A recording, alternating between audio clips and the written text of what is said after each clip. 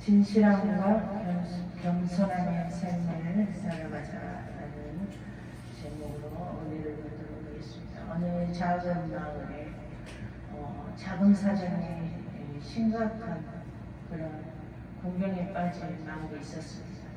그래서 이 심각한 상황을 모면하고자 24명의 대표들이 모여서 회의를 열게 되었는데, 회의가 시작되기 전에 어떤 허름한 사람이 들어왔습니다.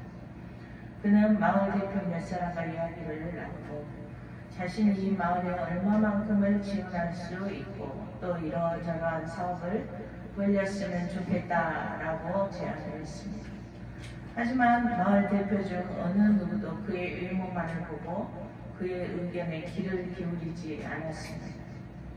그러자 그는 입을 다물고 가만히 앉아있다가 회의가 시작되기 바로 직전에 회의장을 나가고 말았습니다. 그가 나가자마자 한 청년이 헐레벌떡 뛰어들어오더니 물었습니다. 방금 나가는 사람 말입니다. 우리 마을을 도와주겠다고 했습니까? 마을 대표들이 갑작스런 이런 물음에 어리둥절하며 그 사람이 누구냐고 물었습니다. 마을 사람들은 그가 누구인지를 모르고 있었던 것입니다. 그러자 이 청년은 기가 막힌다는 듯이 한숨을 푹 내쉬면서 그 사람은 백만장자인 록펠러입니다 라고 말하죠. 그 자리에 있던 모든 사람들이 놀라서 입을 벌렸습니다. 그의 제안에 귀를 기울이지 않았던 이 마을 대표들은 고개를 숙이고 찾아라고 말했습니다. 사람들은 이 사람들뿐만 아니라 거의 대부분이 외모로 사람을 판단하는 겁니다. 그러나 하나님은 사람들처럼 외모를 보지 않으십니다. 이스라엘 사람들은 초대 왕을 세울 때 외모를 보고 사울을 선택했습니다. 그 결과 사울은 하나님의 말씀에 귀를 기울이지 않았고, 그래서 사울은 하나님에게 버림을 받고 말았던 것입니다. 또 하나님께서는 사무엘 선지자를 이새의 집으로 보내셔서 내가 그의 아들 중에서 한 왕을 구하느니라 라고 사무엘상 16장 1절에 말씀하십니다. 그래서 사무엘은 이새와 그의 아들들을 만납니다. 사무엘은 엘리압을 보고 이새의 큰아들 엘리압을 보고 하나님이 택하신 자라고 생각했습니다. 굉장히 키가 원칠하고 기골장대한 아주 미남이었어요. 그래서 하나님이 택한 자가 이자구나 라고 생각했습니다. 그때 하나님은 사무엘에게 말씀하셨습니다. 그의 영모와 키를 보지 마라. 내가 이미 그를 버렸노라. 내가 보는 것은 사람과 같지 아니하니 사람은 외모를 보거냐 나 여호와는 중심을 보느니라고 말씀하십니다. 하나님께서는 우리의 외모를 보지 않으십니다. 우리의 중심을 보십니다. 우리의 진실함을 보십니다. 우리의 진정된 심령을 보십니다. 우리의 진실함과 겸손함을 보시고 쓰시는 것입니다. 우리의 진정된 심령과 겸손한 우리의 심령을 보시고 하나님께서 쓰시기 위해서 여러분의 인생의 통로들을 다 열어주시고 형통하게 하셔서 쓰시는 거예요. 이새는 아미나답, 삼마 등 아들 7을 차례대로 사무엘 선지자 앞으로 지나가게 했습니다. 그러나 하나님은 이들을 택하지 않으셨습니다. 사무엘이 이새에게 다른 아들은 없는지 물었습니다. 그러자 이새는 막내 다윗이 양을 지키고 있다고 했습니다. 7 아들 중 가장 뒤떨어진 아들이었어요. 가장 못난 아들. 그러자 사무엘은 그 다윗을 데리고 와라고 말했습니다. 다윗이 사무엘 앞으로 나오자 이가 금이 일어나 기름을 부으라고 하나님께서 사무엘에게 말씀하셨습니다. 골로새서 3장 25절에 주는 사람을 외모로 취하심이 없느니라고 말씀합니다. 우리는 외모보다는 내면의 진실함과 겸손함을 지니고 주께서 원하시는 기뻐하시는 자들이 다 되어야 한다는 말씀입니다. 진실함과 겸손함을 지닌 사람은 타락했던 육체의 사람이 하나님의 형상을 닮아가게 된다는 말씀입니다. 아멘. 사람이 겸손하지 못하면 우리 속담에 못된 송아지 엉덩이에 불난다는 말처럼 자기 분수 이상이 되려고 자신의 소욕에 갇혀서 죄의 노예가 되고 만다는 것입니다. 그리스도 예수 안에서 진실함과 겸손함을 갖춰가는 사람들은 음행과 더러운 것과 후색과 우상숭배와 주술과 원수를 맺는 것과 분쟁과 시기와 분냉과 당짓는 것과 분열함과 이단과 투기와 술취함과 방탕함을 버립니다. 아멘. 성령의 사람은 이런 사람입니다. 성령의 사람은 사랑과 희락과 화평과 오래 참음과 자비와 양성과 충성과 온유와 절제의 생활을 한다는 겁니다. 아멘. 여러분도 이런 성령의 사람이 되시길 축복합니다. 세례 요한이 예수보다 먼저 이 땅에 와서 천국 복음을 전했지만 그의 제자들이 예수님을 따르는 것을 오히려 기뻐하였습니다. 전혀 시기하거나 질투하지 않고 그는 온전히 하나님의 뜻에 순종했고 요한복음 3장 30절에 그는 흥하여야 하겠고 나는 쇠하여야 하리라고 말하였습니다. 그가 하나님의 뜻을 바로 분별하고 살아가는 거기 때문에 이러한 고백이 나오는 겁니다. 그것이 하나님의 뜻인 줄 알기 때문에 이런 고백이 나오는 겁니다. 아멘. 이것이 바로 진실함과 겸손인 것입니다. 비록 먼저 와서 사명의 길을 갔지만 그는 먼저 하나님의 뜻을 알고 순종했던 겁니다. 하지만 세상에는 하나님을 믿는다 하면서도 바리새인들처럼 자기의 욕심을 위해서 악함을 버리지 않고 마치 자기들이 하나님이 된 것처럼 갖은 수단과 방법을 동원하며 예수님을 헐뜯는 바리새인들이 많다는 말씀입니다. 어떻게 하면 표적으로 잡아서 저 교회를 무너뜨릴까? 어떻게 하면 표적으로 잡아서 저 미국 목사를 어떻게 해버릴까? 이런 바리새인 같은 사람이 많다는 겁니다. 자기 육체의 소욕이 채워지지 않는다 해서 어떻게 하면 저 교회를 책잡아서 어떻게 하면 법망을 걸고 넘어질까? 이런 연구들을 한다는 말이에요. 오늘 본문에 바리새인들이 예수님을 초청하여 식사를 하게 되는데 그들은 음식을 잡수시기 전에 유대인들의 풍습대로 손을 씻지 않으신 것을 보고 이상히 여겼습니다. 그러자 너희 바리새인은 지금 잠과 대접의 겉은 깨끗이 하나 너희 속에는 탐욕과 악독이 가득하다고 예수님이 책망하셨습니다. 겉만 깨끗게 하면 뭐하냐? 내면의 신실함이 중요하지. 내면의 정결함이 중요하지. 속에 악독함과 탐욕과 거짓이 가득한데 겉만 정결한 척, 거룩한 척 하면 뭐하냐? 속사람과 겉사람이 진실함과 겸손함으로 같아야 한다는 것을 말씀하신 것입니다. 그들 바리새인들은 모든 11조는 정확하게 계산합니다. 그래서 하나님께 드립니다. 하지만 하나님께 대한 진실한 사랑은 버려놓으라고 41절에 말씀합니다. 예수님께서는 이것도 행하고 저것도 버리지 말아야 할 것이다 라고 말씀하십니다. 그리고 회당 높은 자리에 앉아 다른 사람 위에 군림하기를 좋아하는 바리새인들에게 이렇게 말씀하십니다. 화 이 있을진저 바리새이며 라고 책망하시고, 화 있을진저 바리새이며. 얼마나 무서운 일입니까? 심판의 말씀이잖아요. 화 있을진저, 화 있을진저 바리새이며. 안과 겉이 다른 이 바리새이며, 권력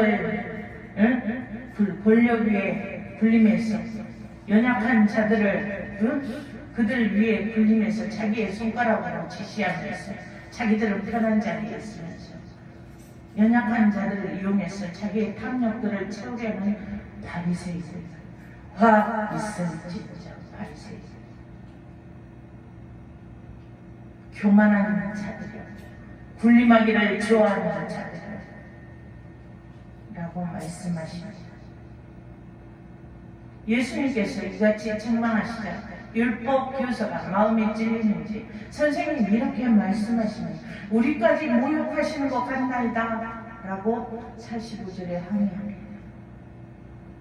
예수님께서는 너희 율법 교사에게 이렇게 말합니다. 이런 율법 교사에게 화 있을진저, 화 있을진저 너희 율법 교사에게.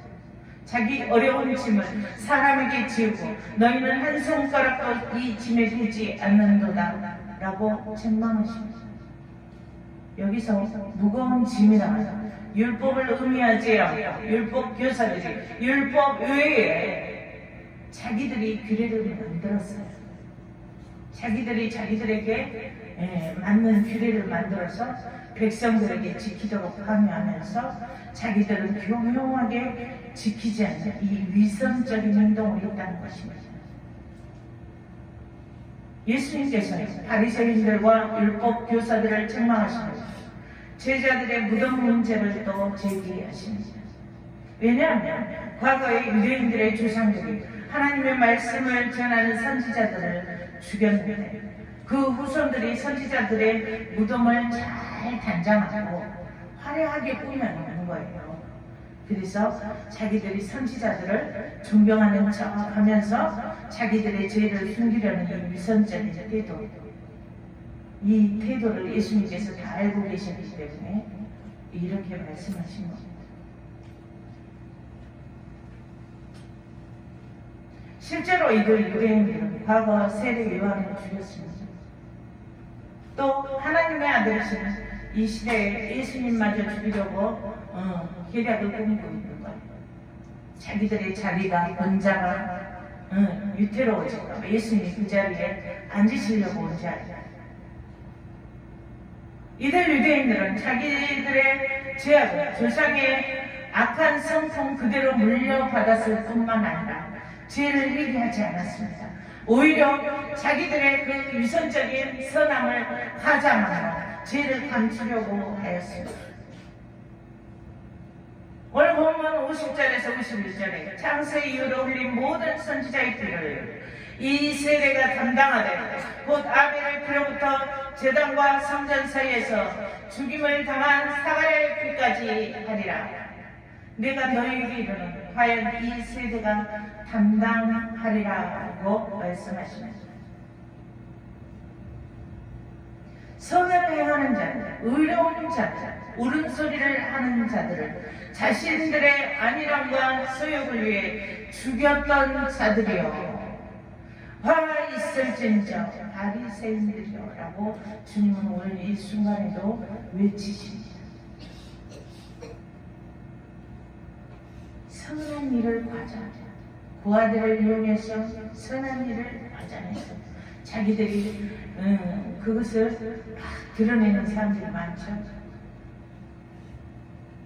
자기들의 그 많은 물질과 권력을 이용해서 많은 사람들을 대동해서 가서 막 선한 일을 하고 그들을 도와주는 그런 가장 위선적인, 그리고 다 사진 박아갖고 자기가 이렇게 했다는 것을 TV 광고 뭐 그런 데 막 드러나게 그런 위선적인 자, 화 있을진저 진실함이 없는 자, 겸손함이 없는 자, 진정된 신념이 없는 자, 자기 육체의 수욕을 이런 선함을 가장하는 위선된 자들 화 있을진저 바리새인들이여라고 주께서 말씀하십니다. 주께로 우리들은 진실함과 겸손함으로 나아가야 합니다. 주님은 다 아십니다. 주님은 다 아십니다.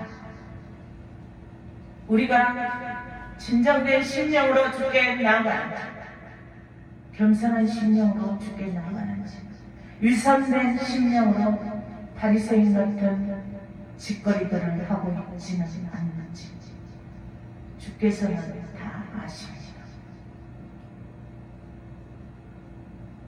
우리에게 맡겨진 사명이 세상의 권력자들은 아닙니다.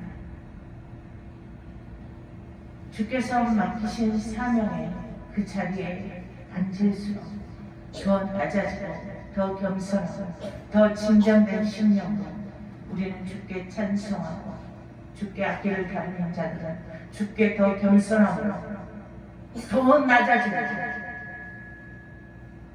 주님 앞에 나가야 합니다. 아멘. 그 자리가 세상 권력자리가 아닙니다. 세상 사람들 앞에서 윗사람 앞에 올라가면 어떻게 합니까? 최고의 옷으로 입고 예의를 다 갖추잖아요. 우리는 어떻게 합니까? 하나님 앞에 예배 드리면서 우리는 어떠한 태도로 예배를 드립니까? 그 마음에 얼마나 진정된 심령인지 우리의 겉사람의 모습을 보고 다 드러나는 것입니다.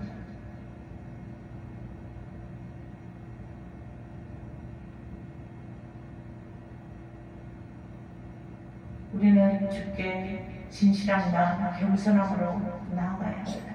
그것이 바로 주께서 기뻐하시고 우리를 들어서 주시는 겁니다. 아멘.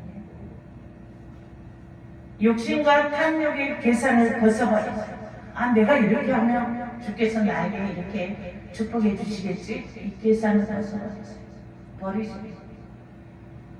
진정된 심령으로 주께 나아가기만 하세요. 그 다음 계산하지 마세요. 화 있을진저 회칠한 무덤 같은 겉으로는 아름답게 보이고 그 안에는 죽은 사람의 뼈 모든 더러운 것이 가득하도다. 너희 겉으로는 사람에게 옳게 보이되 안으로는 외식과 불법이 가득하다고 말씀하십니다. 하나님께서는 진정된 심령과 겸손한 심령을 기뻐하십니다. 하나님께서는 진정과 겸손의 심령을 통하여 능력을 더하셔서 그의 뜻과 계획하심을 위해서 세우시고 일하십니다. 늘 진실함을 사모하시고 주의 영상을 드러내기를 사모하는 심령으로, 주의 뜻을 깨달아 주의 뜻대로 이루어지기를 소망하는 심령으로 진실함으로 주께 나아가기를 축원합니다. 그리할 때 우리는 주님께 인정받습니다. 그의 인도하심과 주관하심 따라 그의 나라를 위해서 일하시고 하나님께서 여러분에게 능력을 도와주셔서 형통함의 통로를 열어주시고 진실함을 이루시기 위해서 마음껏 쓰시기 위해서 축복하실 것입니다. 늘 주께 인정받는 자들이 되기 위해서 진실함과 겸손함의 삶을 살아가시기를 축복합니다. 기도합니다. 하나님 주께로 진정된 심령이 되어 나아가게 하소서. 우리 모든 육체의 수욕을 위해서 계산을 벗어버리게 하시고 탐욕을 버리게 하시옵소서. 오직 주께 아버지 진정된 심령으로 주께서 기뻐 쓰시기에 부족함이 없는 자들이 될 수 있어 성령 하나님 주의 영으로 각 심령마다 임재하시고 주관하시고 주의 말씀의 주권으로 강권하시고 주께 쓰임받는 자로 세워주시옵소서. 지금은 우리 주 예수 그리스도의 은혜와 하나님의 크신 사랑하심과 성령님의 감동과 마음을 교통하시며 늘 진실함으로 겸손함으로 주께 나아가 주께서 베푸시는 그 능력의 힘을 더 받아 주님께 마음껏 쓰임받기를 원하는 우리 풍성의 모든 본속들은 여리머리 지금으로부터 영원히 함께할지어다. 아멘.